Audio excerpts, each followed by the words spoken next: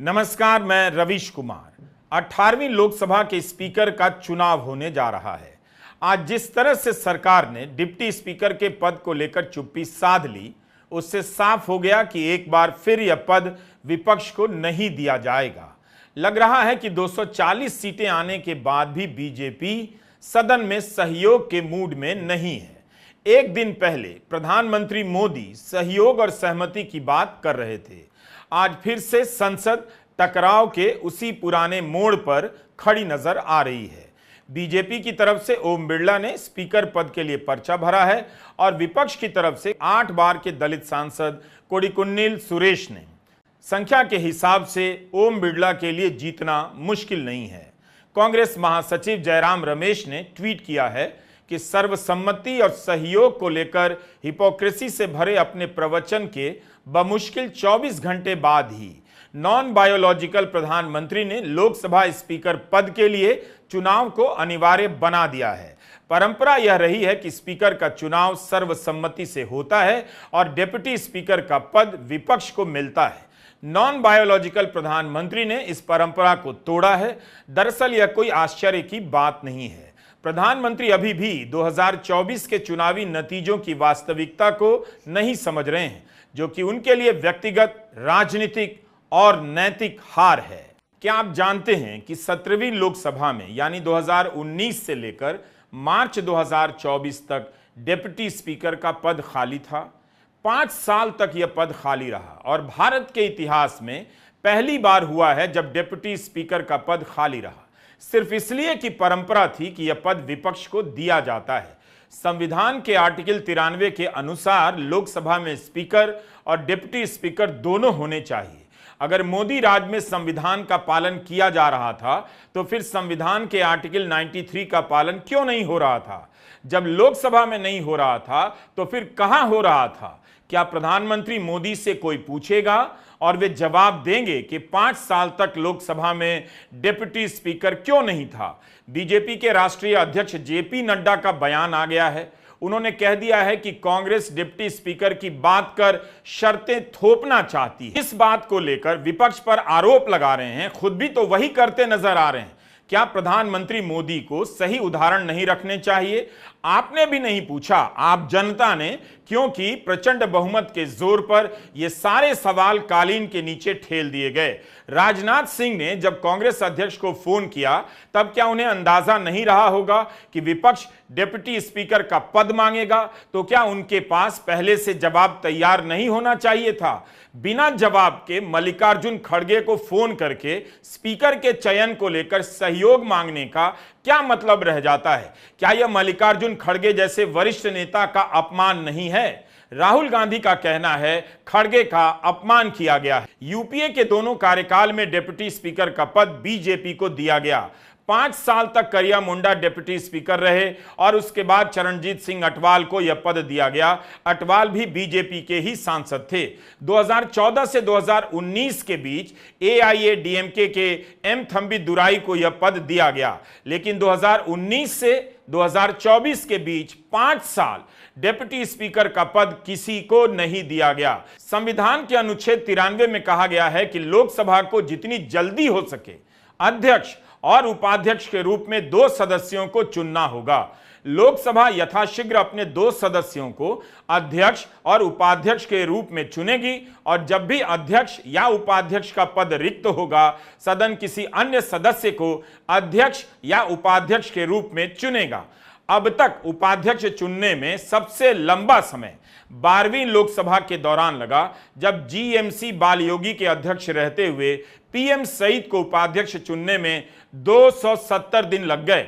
लेकिन 2019 से 2024 के बीच 5 साल बीत गए, कोई डिप्टी स्पीकर नहीं बना। यह पहली बार हुआ भारत के इतिहास में। सभी को पता है कि नए स्पीकर का चुनाव होना है। अगर सरकार आम सहमति से ही चुनाव चाहती है तो फिर उसने अभी तक डिप्टी स्पीकर के बारे में क्यों नहीं सोचा था? पूरे 5 साल तक डिप्टी स्पीकर नहीं था। आज अगर जनता ने विपक्ष को मजबूत नहीं किया होता तो यह सवाल भी प्रमुखता से नहीं उठ पाता। चुनावों के दौरान प्रधानमंत्री मोदी ने 80 इंटरव्यू दिए। क्या गोदी मीडिया के किसी भी एंकर ने उनसे यह सवाल किया कि आप संविधान की रक्षा की बात कर रहे हैं और लोकसभा में डिप्टी स्पीकर का पद 5 साल से खाली है? आपने विपक्ष को यह पद क्यों नहीं दिया? संविधान का पालन क्यों नहीं किया? जबकि हर बार याद दिलाया गया कि डिप्टी स्पीकर का पद खाली है। तब शायद प्रचंड बहुमत के प्रवाह में सरकार को लगा होगा कि हम संवैधानिक संस्थाओं के साथ कुछ भी कर जाएं, जनता कभी अपना दिमाग नहीं लगाएगी। वह इन बातों को अनदेखा कर देगी क्योंकि धर्म की राजनीति में उसका दिमाग खत्म कर दिया गया है। देश में चुनाव हिंदू मुसलमान के नाम पर होता है। संविधान कहां जनता समझती है, मगर इस बार जनता संविधान समझ गई। इसी संदर्भ में जब विपक्ष के सांसद पहले दिन हाथ में संविधान की किताब लेकर आते हैं तो यह बात महत्वपूर्ण हो जाती है कि संविधान की लड़ाई एक दिन की नहीं होने वाली। जो इसके नाम पर लड़ने निकला है और जिससे लड़ने निकला है, दोनों की जवाबदेही अब बड़ी हो जाएगी। विपक्ष को भी एहसास होगा कि संविधान की किताब हाथ में लेकर चलने का क्या मतलब है। अगर वह सरकार को इसकी कसौटी पर कसेगा तो सत्ता पक्ष भी विपक्ष को संविधान की कसौटी पर कसेगा। इससे जनता को बहुत फायदा होने वाला है, क्योंकि अगर दोनों संविधान के पहरेदार बन जाएं, सत्ता और विपक्ष, तो सरकार चलाने में भले कुछ कमियां रह जाएं, मगर सत्ता पर किसी गिरोह का कब्जा नहीं होगा। संवैधानिक पदों पर बैठे लोग गिरोह के सरगना के इशारे पर काम नहीं करेंगे। संविधान की यह किताब बता रही है कि विपक्ष को एक नई ताकत मिली है और इस किताब के जरिए अपनी आवाज को विपक्ष मुखर रखना चाहता है। इसलिए राहुल गांधी की आवाज इन दिनों खनक रही है, अखिलेश यादव की आवाज चहक रही है, क्योंकि सबको एक नया मकसद मिल गया है। अगर प्रधानमंत्री मोदी विपक्ष से सकारात्मक राजनीति और सहयोग की राजनीति की उम्मीद रखते हैं, तो क्या इस उम्मीद में सरकार की तरफ से सहयोग और सकारात्मक राजनीति शामिल नहीं है? प्रधानमंत्री मोदी हमेशा विपक्ष को विपक्ष होने का लेक्चर देते हैं।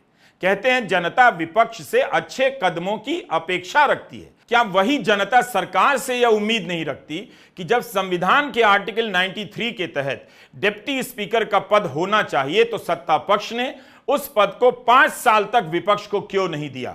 5 साल कम नहीं होते। और इस बार अगर नई शुरुआत करनी थी तो राजनाथ सिंह के पास प्रस्ताव होना चाहिए था, तभी उन्हें मल्लिकार्जुन खड़गे को फोन घुमाना चाहिए था। अच्छे विपक्ष की आवश्यकता है। सुनकर लगेगा कि विपक्ष को कितनी जगह दी जा रही है, उसकी पूछ बढ़ने जा रही है, उसकी खोज हो रही है। लेकिन डिप्टी स्पीकर के पद से ही पता चल जाएगा कि प्रधानमंत्री को अच्छे विपक्ष की छोड़िए, विपक्ष की ही कितनी आवश्यकता है। प्रधानमंत्री की बातों से लगता है विपक्ष को ही सरकार चलानी है। वो ये नहीं कहते कि सरकार कैसी होनी चाहिए, विपक्ष कैसा होना चाहिए, इस पर जरूर लेक्चर देते हैं। किस डिबेट की बात कर रहे हैं प्रधानमंत्री? विपक्ष के किस डिबेट की बात कर रहे हैं जिसमें ड्रामा था, लोकतंत्र की गरिमा नहीं थी? उन्हें उदाहरण देना चाहिए। प्रधानमंत्री मोदी क्या कह रहे हैं, कभी उन्हें इस पर भी सोचना चाहिए। उन्होंने कहा लोगों को उम्मीद रहती है अच्छा डिबेट हो, ना कि नखरे होते रहें और ड्रामा होता रहे। यही आज के अखबारों में हेडलाइन है, नखरे और ड्रामा ना करे विपक्ष। प्रधानमंत्री तो भूल ही गए और अखबारों को तो याद करने की हिम्मत नहीं, वरना याद दिला देते कि 2022 में लोकसभा में असंसदीय शब्दों की सूची बनाई गई। एक शब्द था ड्रामा, ड्रामा असंसदीय शब्द करार दे दिया गया। जिस लोकतंत्र में ड्रामा जैसा निर्दोष शब्द असंसदीय करार दे दिया जाए, आप अंदाजा लगा सकते हैं कि उस लोकतंत्र की क्या हालत कर दी गई होगी। ड्रामा में ऐसा क्या है कि वह असंसदीय हो जाए? ड्रामा करना तो अच्छी बात है, स्कूलों में ड्रामा होता है और असली में भी मंचों पर ड्रामा होता है, और ड्रामा नकली भी होता है, जैसे कोई मगरमच्छ के आंसू रोता है, परमात्मा ने मुझे भेजा है, यह भी तो ड्रामा है। आप ड्रामा कर सकते हैं, बात बात में रो सकते हैं, लेकिन संसद में ड्रामा कहेंगे तो असंसदीय हो जाएगा। यह शब्द किसके दौर में असंसदीय हुआ, इतना ही पूछ लेने से संविधान की रक्षा का ड्रामा साफ साफ सामने आ जाएगा। यही नहीं, विनाश पुरुष जयचंद जुमलाजीवी को भी असंसदीय करार दिया गया। यह किसके फायदे के लिए या किसे बचाने के लिए किया गया? अंग्रेजी के भी कुछ शब्द जैसे करप्ट, अशेम्ड, इनकॉम्पिटेंट को असंसदीय शब्दों की सूची में डाला गया। क्या इन शब्दों के बिना संसदीय राजनीति हो सकती है? क्या किसी सरकार को, मंत्री को इनकॉम्पिटेंट कहना असंसदीय हो जाएगा? यह सब होता रहा, लेकिन गोदी मीडिया ने जनता के बीच इन बातों को, इनके खतरों को ठीक से पहुंचने नहीं दिया और न जनता को होश रहा कि यह सब हो रहा है। किसानों के आंदोलन को आंदोलनजीवी तो प्रधानमंत्री मोदी ने कहा, और बसपा के सांसद दानिश अली को जब सांप्रदायिक गालियां दी गईं, तब क्या प्रधानमंत्री मोदी ने विपक्ष के इस सांसद का बचाव किया, साथ दिया? नहीं किया। पिछले साल संसद के दोनों सदनों से विपक्ष के 140 सांसदों को सस्पेंड कर दिया गया। भारत के इतिहास में कभी ऐसा नहीं हुआ। सांसदों को निलंबित कर कानून पास करवाया गया। इसी संसद में विपक्ष ने आरोप लगाया कि उसके बोलने के समय माइक बंद कर दी जाती है। मार्च 2023 का यह पत्र है।